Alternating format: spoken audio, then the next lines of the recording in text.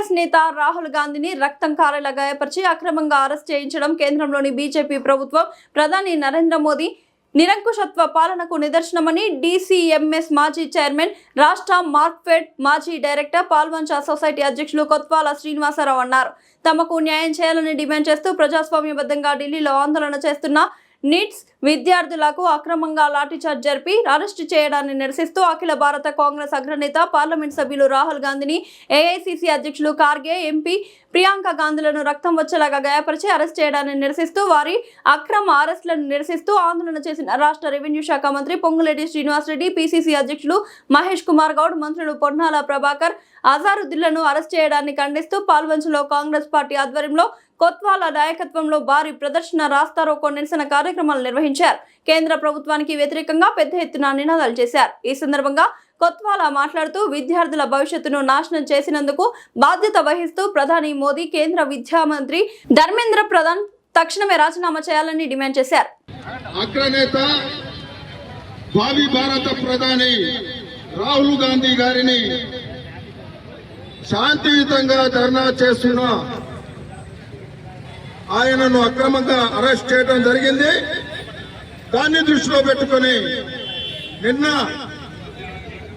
మన ప్రియతమ నాయకులు, రాష్ట్ర రెవెన్యూ శాఖ మంత్రులు పొంగులేటి శ్రీనివాసరెడ్డి గారు, అలాగే రాష్ట్ర కాంగ్రెస్ అధ్యక్షులు మహేష్ కుమార్ గౌడ్ గారు, ఇతర మంత్రులు పొన్నాల ప్రభాకర్ గారు, అజారుద్దీన్ గారు, వీళ్లను అక్రమంగా అరెస్టు చేయడాన్ని నిరసిస్తూ ఈ రోజు పార్లమెంట్ కాంగ్రెస్ పార్టీ ఆధ్వర్యంలో నిరసన కార్యక్రమాలు చేపట్టడం జరుగుతూ ఉంది.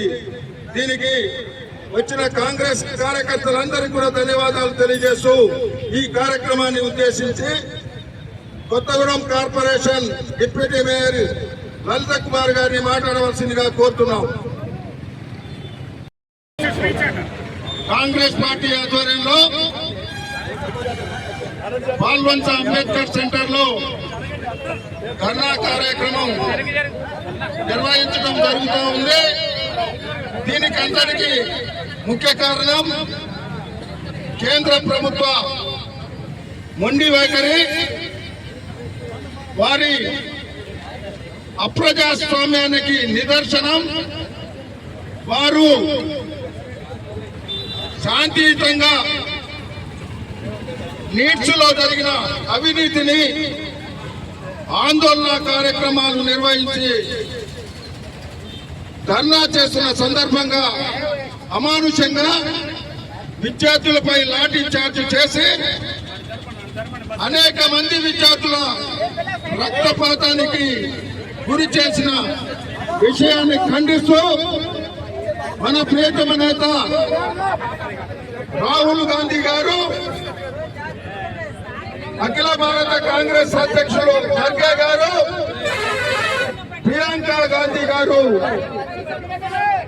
శాంతియుతంగా ఆందోళన చేస్తున్న సందర్భంగా వారిని లాఠీ చార్జ్ చేసి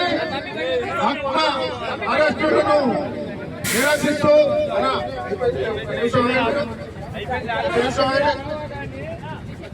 అక్రమంగా అరెస్టు చేయడాన్ని నిరసిస్తూ నిన్న మన ప్రియతమ రెవెన్యూ శాఖ మంత్రులు పొంగులేటి శ్రీనివాసరెడ్డి గారిని, అలాగే ప్రదేశ్ కాంగ్రెస్ అధ్యక్షులు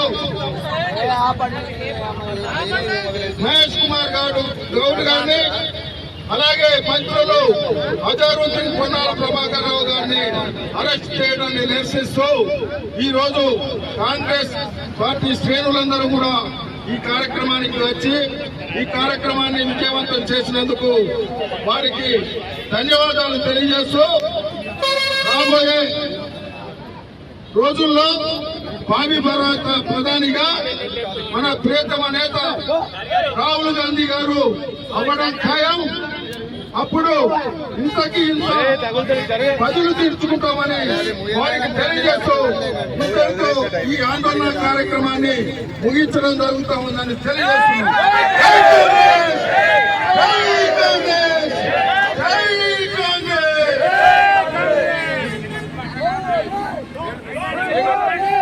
क्लिप